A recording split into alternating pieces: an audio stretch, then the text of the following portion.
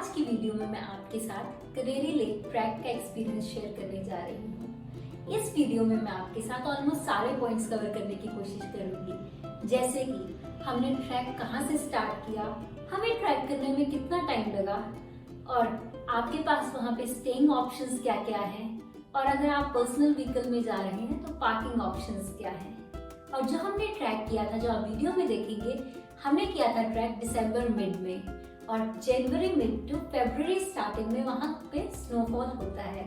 तो अगर आप स्नोफॉल विटनेस करना चाहते हैं तो जनवरी मिड टू फरवरी स्टार्टिंग का टाइम भी प्रेफर कर सकते हैं। हमने अपनी जर्नी स्टार्ट की थी फ्रॉम नगरोटा बगवा हिमाचल, और नगरोटा से जो डिस्टेंस है करेरी का वो है अप्रॉक्सीमेटली 50 किलोमीटर्स। और अगर आप धर्मशाला से ट्रेवल करना चाहते हैं तो वहाँ से डिस्टेंस है 44 किलोमीटर्स, कांगड़ा से डिस्टेंस है अप्रॉक्सीमेटली 45 किलोमीटर्स, और अगर आप वाया पालमपुर आ रहे हैं या पालमपुर से करेरी जा रहे हैं तो लगभग 70 किलोमीटर्स डिस्टेंस रहेगा। हमारा ट्रिप वीकेंड ट्रिप था, तो हम सैटरडे को अराउंड 12 जो है घर से निकले थे। बट अगर आप कहीं दूर से आ रहे हैं तो आप नाइट में भी ट्रेवल कर सकते हैं। यहाँ पे हम गए थे बुलेट पे, बट यहाँ पे जो रास्ता था वो काफ़ी ख़राब था। बीच बीच में पूरा रास्ता ख़राब नहीं था, रास्ता बहुत सुंदर था, जैसे कि आप वीडियो में देख सकते हैं, बहुत सुंदर रास्ता था। बट बीच में जो रास्ता था वो थोड़ा सा ख़राब था, कंस्ट्रक्शन का काम चल रहा था और कच्चा सा रास्ता था। तो वहाँ पे मुझे ऐसे लगा कि नहीं, अगर आप वाया कार जाएं तो भी सही रहेगा, मतलब काफ़ी सेफ रहेगा, स्पेशली अगर आपने नाइट में वापस आना है। तो अगर आप पब्लिक ट्रांसपोर्ट से जाना चाहते हैं करेरी तो आपको घेरा विलेज तक बस मिलेगी। आप धर्मशाला से घेरा के लिए बस ले सकते हैं, और घेरा से फर्दर करेरी विलेज जो है वो 9 किलोमीटर्स है। तो आप घेरा से इजीली टैक्सी करके करेरी विलेज तक जा सकते हैं। हम 12 बजे घर से चले थे और अराउंड 2:30 हम करेरी विलेज पहुंच गए थे। तो वो लंच टाइम हो रहा था, तो हमने सोचा कि हम लंच कर लेते हैं। तो करेरी विलेज में एक आउट ऑफ द वर्ल्ड नाम से ढाबा है, हमने वहाँ लंच करने का सोचा। Though the food there was just okay, और सर्विस टाइम भी थोड़ा ज़्यादा था, लेकिन वहाँ पे बैठ के जो आपको व्यू देखने को मिलता है वो बहुत ज़्यादा ब्रेथ टेकिंग होता है, मतलब बहुत अच्छा लगा मुझे। इस ढाबे के ऑपोजिट साइड आपको एक होस्टलेस की ब्रांच मिल जाएगी जहाँ पे आप स्टे कर सकते हैं। यहाँ पे हमने रूम्स वगैरह देखे थे तो काफ़ी अच्छे थे, क्लीन थे और सब अच्छा था।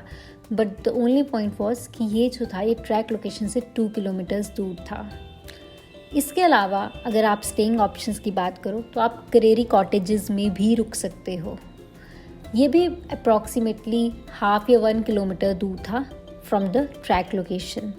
और हम जहाँ रुके थे वो रुके थे होटल मूरिया में, जो कि 300 मीटर्स था फ्रॉम द ट्रैक लोकेशन।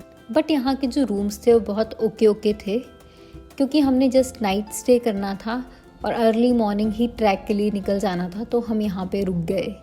लेकिन यहाँ पे जो बाहर से व्यूज़ थे वो बहुत सुंदर थे और बहुत मतलब एक रिफ़्रेशिंग एनवायरनमेंट था। और यहाँ पे आपको पार्किंग स्पेस भी काफ़ी मिल जाएगा, तो आप इजीली अपने व्हीकल को पार्क कर सकते हैं। और ये बात हमें पता नहीं थी कि अगर आप यहाँ पे स्टे नहीं भी कर रहे हैं तब भी अपने व्हीकल को पार्क कर सकते हैं। फॉर दिस केस अगर आप 4 व्हीलर पार्क कर रहे हैं तो 100 रुपीज़ चार्जेस हैं per day, and 2 wheeler park कर रहे हैं तो 50 रुपीज़ हैं। तो आप बिना ये सोचे कि हाँ ये 1 किलोमीटर दूर है, ये 2 किलोमीटर्स है, आप डायरेक्टली मतलब कहीं पे भी स्टे कर सकते हैं, जो भी ऑप्शन आपको अच्छा लगे, और व्हीकल अपना आप यहाँ पे पार्क कर सकते हैं।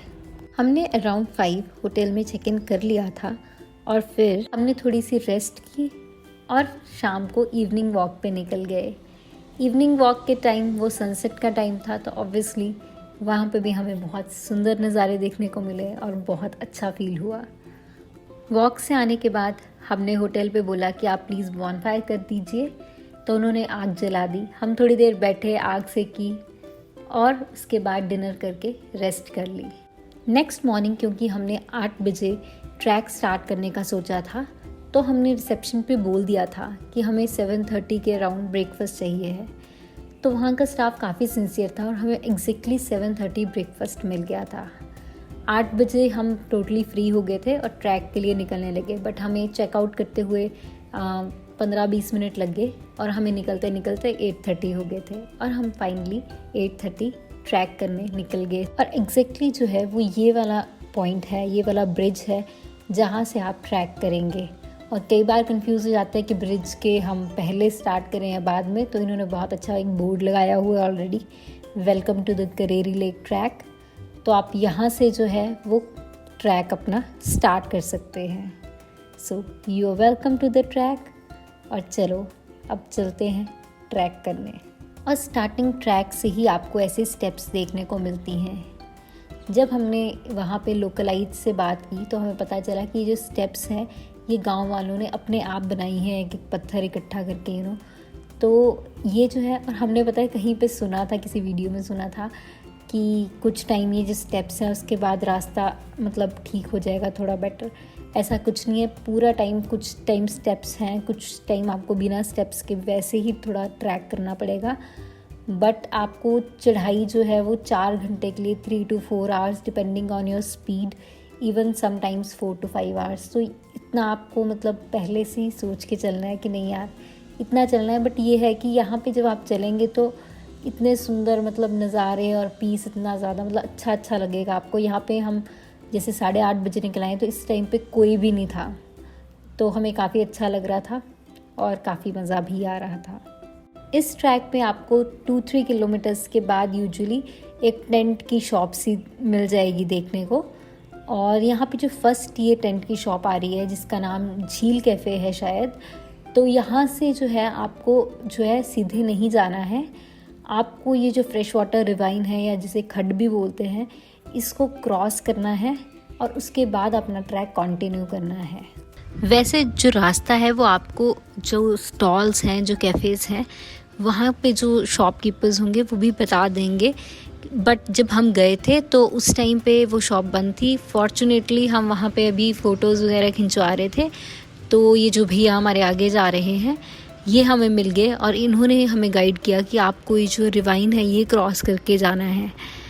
तो आपको ये चीज़ देखनी है कि हाँ जब भी आप जा रहे हो तो आपको 2-3 किलोमीटर्स में कोई ना कोई कैफ़े मिलता रहेगा टिल द एंड। तो कैफ़ेज़ तो आपको मिलेंगे बट वहाँ पे आपको फ्रूट्स नहीं मिलेंगे, पैकेट फूड ही मिलेगा। तो अगर आप साथ में फ्रूट्स कैरी करना चाहें वो भी कर सकते हैं, क्योंकि वो आपको through out the track hydrated feel करवाएंगे।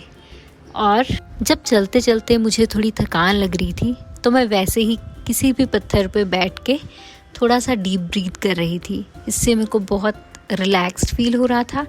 और अगर आपको भी ये चीज़ पसंद है तो आप आराम से बैठ के डीप ब्रीथ वहाँ पे कर सकते हैं, आपको बहुत ज़्यादा रिलैक्स्ड फील होगा। जैसे जैसे हम ऊपर जाते हैं, हाइट बढ़ती है, वैसे वैसे जो हमारे व्यूज़ हैं वो और ज़्यादा सुंदर होते जाते हैं। और ये वाला जो पॉइंट, जैसे हम इस पॉइंट पे पहुँचे तो हमें ऐसे लगने लगा जैसे हम थोड़ा कश्मीर साइड जा रहे हैं। जो लैंडस्केप था वो टोटली कश्मीर जैसा लग रहा था। बट ये अभी जो था वो स्टार्टिंग था, मतलब लाइक कश्मीर जैसी फील का। आगे जैसे आप ऊपर जाएंगे देवदार के पेड़ और ज़्यादा होंगे और ज़्यादा सुंदर व्यूज़ आपको देखने को मिलेंगे। और हम पहुंच चुके हैं exactly mid way of the track पे। ये जो ब्रिज है यहाँ से आपको पता चल जाएगा कि आप मिड वे पे पहुंच गए हैं ट्रैक के। बट इस वाले पॉइंट पे आपको बिल्कुल भी कंफ्यूज नहीं होना है। हमने ऑलमोस्ट 1 आवर वेस्ट किया था यहाँ पे, क्योंकि हमने मल्टीपल लोगों से कंफर्म किया था। तो किसी ने बोला था आपको राइट जाना है, किसी ने बोला था लेफ़्ट जाना है। तो यहाँ पे कंफ्यूज नहीं, आपको बस ब्रिज क्रॉस करना है और ब्रिज क्रॉस करके आपको लेफ़्ट में ही रहना है। आपको आगे जाके जो है वो वैसे ही जैसे स्टेप्स थी पीछे, थोड़ा सा वैसे ही रास्ता जो है वो देखने को मिल जाएगा। एग्जैक्टली रास्ता भी नहीं होगा, जैसे पूरे रास्ते में आपको थोड़े से जो पत्थर से स्टैक थे वैसे सिमिलर सा देखने को मिल जाएगा। और इस वाले पॉइंट पे तो मुझे ऐसे लगा था कि अगर हम गाइड के साथ आते तो ज़्यादा बेटर रहता। और मुझे बिल्कुल भी उम्मीद नहीं थी कि हम लेक पहुंच पाएंगे। मुझे लग रहा था हमें वापस जाना पड़ेगा मिडवे से ही। तो अगर आप चाहो तो गाइड भी कर सकते हो, या फिर अगर आप कैंपिंग कर रहे हो तो जो कैंपिंग वाले हैं वही आपको ऊपर तक लेके जाते हैं। तो वो तो खैर आपका गाइड का काम कर ही देते हैं। तो हाँ, यहाँ पे अगर आप ग्रुप्स के साथ आओ या कुछ वैसे तो बेटर रहेगा। और यहाँ पे आगे जाके ना जब आप जाएंगे तो थोड़ी दूरी पे ही आपको एक स्टॉल सा मिल जाएगा, उससे आपको क्लियर हो जाएगा कि हाँ मतलब आप सही जा रहे हो। हमें भी ऐसे ही पता चला था कि हम ठीक डायरेक्शन में जा रहे हैं। और हमें एक और बात किसी ने बताई थी कि आपको ये भी थोड़ा ध्यान रखना है कि आप जो यहाँ पे जो नदी सी थी उसके साथ साथ में चलो, क्योंकि यहाँ का जो पानी है वो एग्जैक्टली वो जो लेक है वहीं से आता है। तो हम ये जो हमारी रिवाइन थी इसके बिल्कुल साथ साथ में ही चले रहे, तो इससे भी हमें थोड़ा आइडिया लग गया था ट्रैक का। और फाइनली हम 4 घंटे का ट्रैक करके ऊपर पहुंच चुके हैं। आप मेरी शक्ल देख सकते हो, अभी मेरा फ़ोटो खिंचवाने का बिल्कुल भी मन नहीं था, बट हाँ हम ऊपर पहुंच गए थे तो अच्छा भी लग रहा था। और ऊपर जाके सबसे पहले हमने मैगी खाई, क्योंकि बहुत भूख सी लग रही थी और कुछ खाने का मन हो रहा था। ये जो कैफ़े है जहाँ पे हमने मैगी खाई, इसके ऑलमोस्ट 300 मीटर्स पे ही आपको लेक जो है वो मिल जाएगी। और उस टाइम पे जब हम गए थे तो लेक में ज़्यादा पानी था नहीं, बट हाँ जो आगे पीछे जो थी जो पानी था ना वो बिल्कुल फ्रीज्ड था। इसी वजह से जो आपको बर्फ़ दिख रही है आगे पीछे, वो बर्फ़ एक्चुअली बर्फ़ नहीं थी, वो फ्रोज़न वाटर था। और लेक से स्टेयर्स चढ़ते ही आपको शिवजी जी का मंदिर मिलेगा, वहाँ पे आप जो है माथा टेक सकते हैं। और वहाँ से जो है वो बहुत सुंदर जो पूरा व्यू है, पूरा लैंडस्केप आपको देखने को मिलेगा। और जब हम वापस आ रहे थे उतरते टाइम, तब हमने वीडियो बिल्कुल भी नहीं बनाई, बिकॉज़ उतरते टाइम थोड़ा सा रिस्क रहता है पाँव स्लिप होने का, और वैसे भी मुझे थोड़ा ज़्यादा डर लगता है उतरते टाइम पे, तो वीडियो मैंने बिल्कुल नहीं बनाई। और हाँ हमें ना ऐसे बोला था कि जो लोग 4 आवर्स में ऊपर चढ़ जाते हैं तो 2 आवर्स नीचे उतरने में लगते हैं, बट हम 4 आवर्स में ऊपर चढ़ तो गए थे, लेकिन उतरते टाइम मुझे काफ़ी डर लग रहा था और मैं ज़्यादा कॉन्फिडेंट फील नहीं कर रही थी। मैं बहुत आराम से उतर रही थी, तो मुझे ऑलमोस्ट 4 आवर्स ही उतरते टाइम लग गए थे। तो अगर आपको अपनी स्पीड का आइडिया है लाइक उतरते टाइम तो ठीक है, अगर आइडिया नहीं है तो आप ज़रूर 1-2 घंटे का बफर टाइम रख के चलें।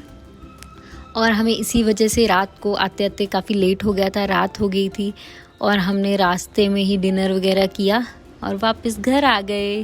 That's it for the video. Thanks for watching and don't forget to like, share and subscribe to my channel. Bye bye. See you in the next video.